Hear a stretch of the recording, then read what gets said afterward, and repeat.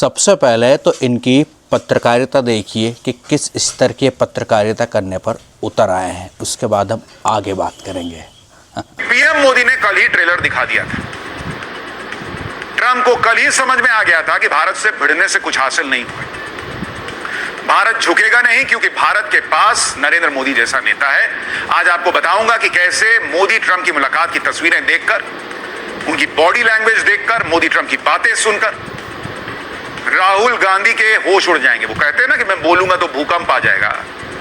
आज भूकंप उनकी पॉलिटिक्स में आया हुआ होगा जो वहां हुआ है। केजरीवाल के होश उड़ेंगे क्योंकि यही लोग घूम घूम कर नरेंद्र सरेंडर का माहौल बना रहे थे।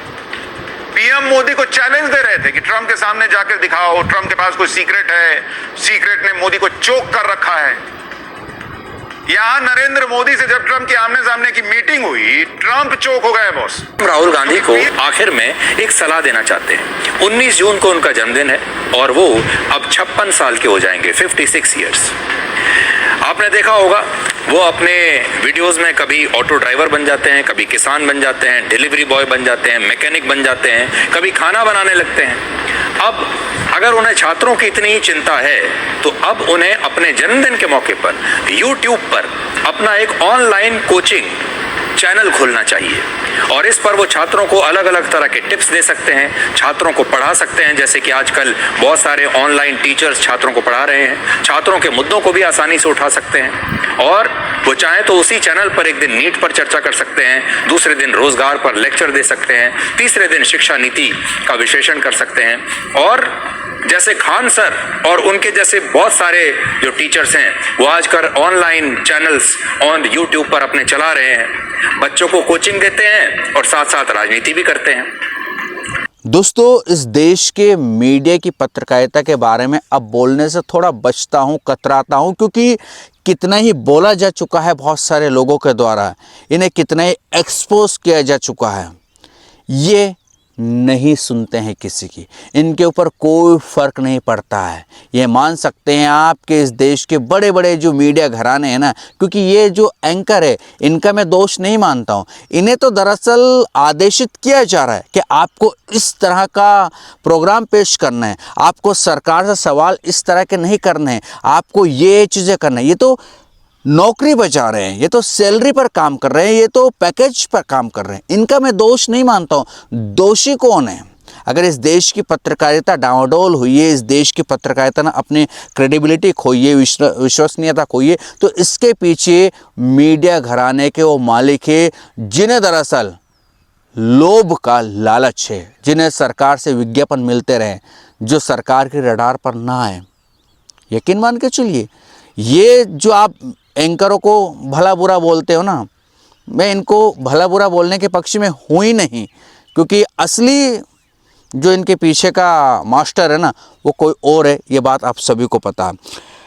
दरअसल अमेरिकी राष्ट्रपति डोनाल्ड ट्रंप जब ये कहते हैं ना कि भारत का मीडिया अच्छा है, अमेरिका का मीडिया अच्छा नहीं है, वहीं से आप समझ जाइए कि वो आदमी इसलिए तारीफ़ कर रहा है क्योंकि देश के मीडिया के बारे में उसे हकीकत पता है। और अगर ट्रंप की नज़रों में अच्छा ही है इंडिया का मीडिया, तो फिर प्रेस फ्रीडम इंडेक्स में 157 नंबर पर क्यों पहुंच गया?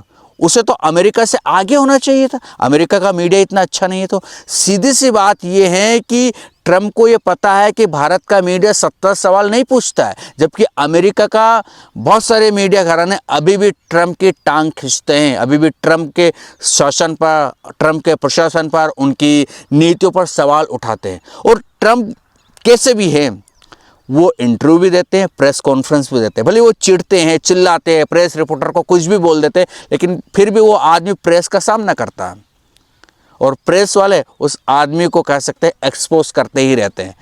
हाँ, ऐसा नहीं है कि अमेरिका में गोदी मीडिया नहीं है, लेकिन इतनी तादाद में नहीं है जितनी आप हमारे यहाँ देखते हैं। वहाँ दरअसल मीडिया घराने अभी भी अपनी ओरिजिनल पत्रकारिता पर टिके हुए हैं, अभी भी वो ईमानदारी वाली पत्रकारिता करते हैं। आप नॉर्वे का नाम तो आपने सुना होगा, दुनिया में 1 नंबर पर है वहाँ की पत्रकारिता। क्यों? क्योंकि वहाँ सत्ता दबाती ही नहीं है।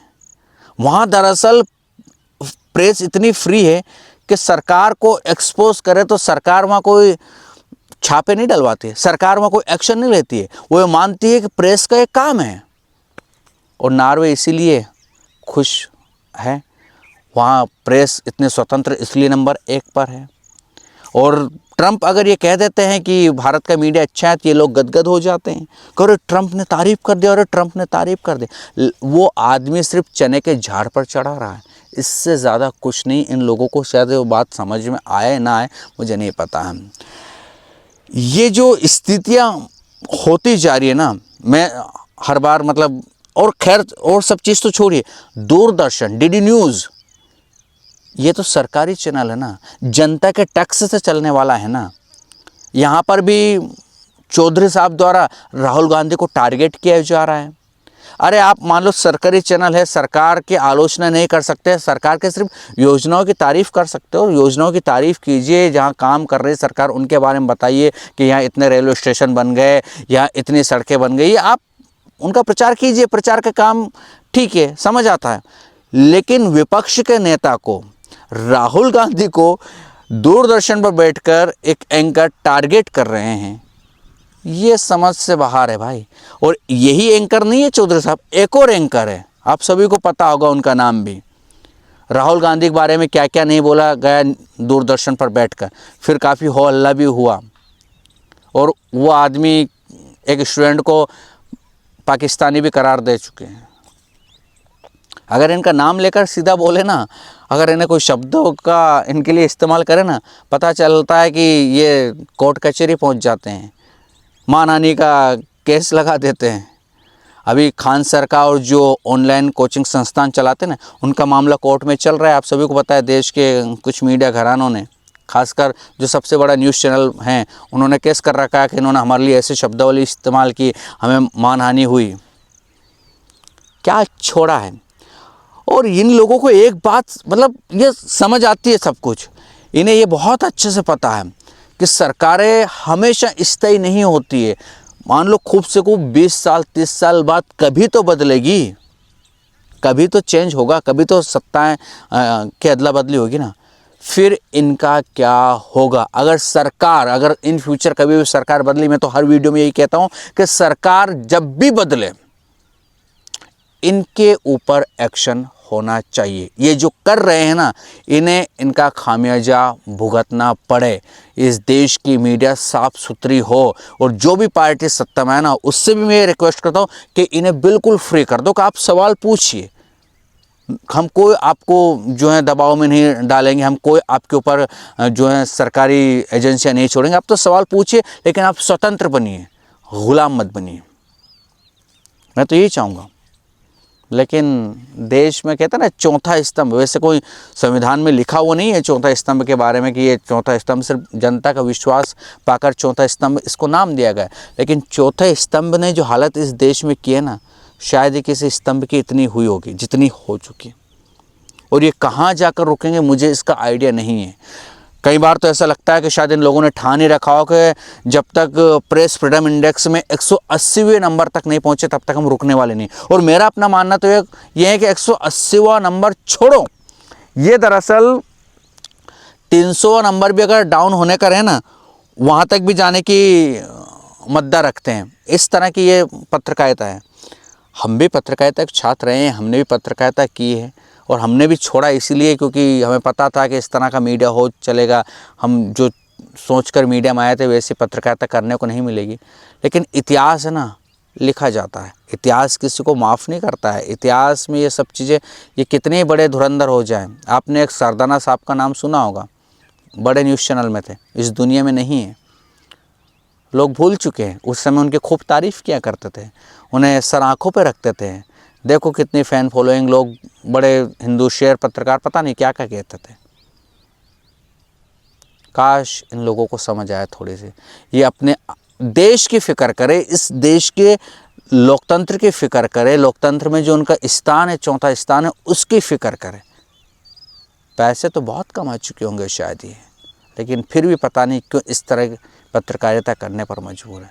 और यकीनन इस देश में अब मुश्किल से एक आध ही पत्रकार हैं नेशनल न्यूज़ चैनल में, एक आध मतलब 1% ही पत्रकार हैं जो 70 सवाल पूछने जाते हैं। और मुश्किल से उंगलियों पर गिने जाने वाले 1-2 पत्रकार सवाल भी खड़े करते हैं।